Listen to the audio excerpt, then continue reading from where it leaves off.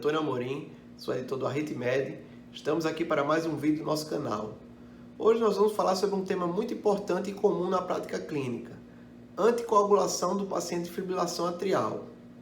Todos nós sabemos que essa arritmia tão comum e tão prevalente, que é a fibrilação atrial, tem correlação direta com o aumento do risco de fenômenos tromboembólicos. Então, assim, a última coisa que a gente quer que aconteça diante desse paciente é que ele venha desenvolver o famoso AVC, acidente vascular cerebral. E como seria esse cuidado? Como é que a gente teria essa indicação de usar um anticoagulante ou não nesse paciente? Isso começou em 2001, com a publicação de uns critérios de estratificação de risco, que seria CHADS-2. O que seria o CHADS-2? São parâmetros clínicos que a gente avalia nesse paciente portador de fibrilação atrial não valvar, que você vai dando uma pontuação e a partir desses determinados pontos que esse paciente atinge, você vai saber se vai ter indicação ou não de usar um anticoagulante oral. Então, o que quis dizer o CHADS-2? O C seria insuficiência cardíaca. Então, se esse paciente apresenta um quadro de insuficiência cardíaca, ele recebe 1 ponto. O H, hipertensão, também seria 1 ponto. O A, esse A seria idade maior que 75 anos, então ganharia também 1 ponto. O D, diabetes também teria 1 ponto. E o S2 seria AVC, ataque isquêmico transitório, ele ganharia 2 pontos. Então, na ocasião, o que foi definido? Que se esse paciente apresentasse uma classificação maior ou igual a 2 pontos, ele tinha indicação de entrar com um anticoagulante oral. No caso de preferência, um novo anticoagulante oral, um NOAC. Se ele ganhasse 1 ponto, as diretrizes, os guidelines na época, deixaram a critério do médico assistente. Ele poderia até entrar também com um anticoagulante oral. E 0 pontos não teria indicação de entrar com NOAC ou com Varfarin, no caso. Esse paciente, na ocasião, era aconselhado que entrasse com aspirina. Só que o que aconteceu com o CHADS-2? Ele colocou muita gente no grupo intermediário, esse grupo de 1 ponto. E qual foi a dúvida que ficou no momento? Será que tem algum desses pacientes do grupo intermediário que tem maior risco de desenvolver fenômenos tromboembólicos do que outros? Então foi a partir daí que foi desenvolvido em 2011 um novo critério, novo critério de avaliação, de indicação de anticoagulação, que seria o CHADS-VASc. O que seria o CHADS-VASc? Seriam alguns critérios parecidos e alguns critérios novos, que também a gente daria uma pontuação e a partir de determinada pontuação decidiria se anticoagular ou não aqueles pacientes. Teria maior risco de ter fenômenos tromboembólicos.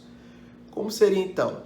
O C, insuficiência cardíaca, também continuaria ganhando 1 ponto. O H, hipertensão ganharia 1 ponto, como era na escala anterior. Esse A agora seria A2, então se o paciente apresentasse idade maior ou igual a 75 anos, ele ganharia 2 pontos. Depois do A, teria o D, diabetes, continuaria 1 ponto. S2, AVC, continuaria os 2 pontos. Depois do S2, então até aí os critérios estão iguais, o que mudou foi a idade. Aí viria o V, de doença vascular periférica, doença coronariana. Então, esse paciente, se apresentasse algum desses casos, ganharia 1 ponto. Depois seria um novo A, nova idade, idade entre 65 e 74 anos, ganharia 1 ponto. Depois SC, categoria do sexo, se ele fosse sexo feminino, ganharia 1 ponto.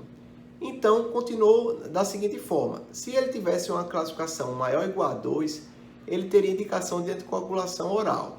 Se tivesse alguns guidelines preconizavam o uso do anticoagulante oral. E 0, na ocasião, também foi preconizado o uso do AS. Atualmente teve algumas mudanças. Então, os guidelines mais atuais estão recomendando que no caso do sexo masculino, maior ou igual a 2, anticoagulação oral. E no sexo feminino, maior ou igual a 3, seria anticoagulação oral.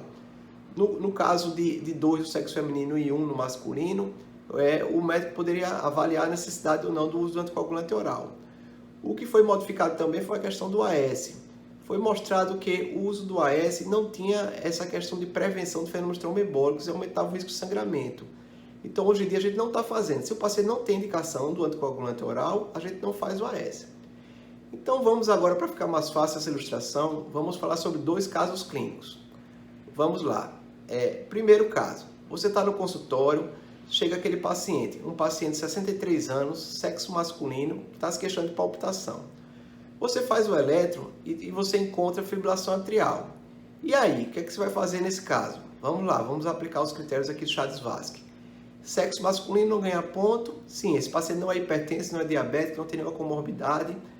Então, esse paciente, se a gente for aplicar o Chades-Vasque dele, ele não ganha ponto de idade, não ganha ponto do sexo e não tem outras comorbidades. Então, o Chades-Vasque dele é 0. Então, esse paciente, você não vai entrar com anticoagulante oral. Agora, vamos para o segundo caso. Chega no seu consultório uma paciente sexo feminino, 78 anos, hipertensa e diabética, que está se queixando de episódio de taquicardia. Você faz o eletro, está lá, fibrilação atrial. Então, vamos lá para esse caso. Então, é uma paciente sexo feminino, ganha 1 ponto, hipertenso, ganha 1 ponto, diabetes, ganha outro ponto, e da idade, 78 anos, ganha mais 2 pontos. Então, essa paciente não pode deixar de sair do seu consultório sem anticoagulante oral. É importantíssimo. Ela tem um risco alto de apresentar um quadro de um AVC. Então, ela tem que sair da consulta já com anticoagulante oral. Então, pessoal, era isso que eu tinha a falar por hoje. Espero que tenham gostado. Espero que acompanhem nossas redes. E vamos fazer sempre vídeos assim de abordagens clínicas importantes do dia a dia. Até mais. Muito obrigado.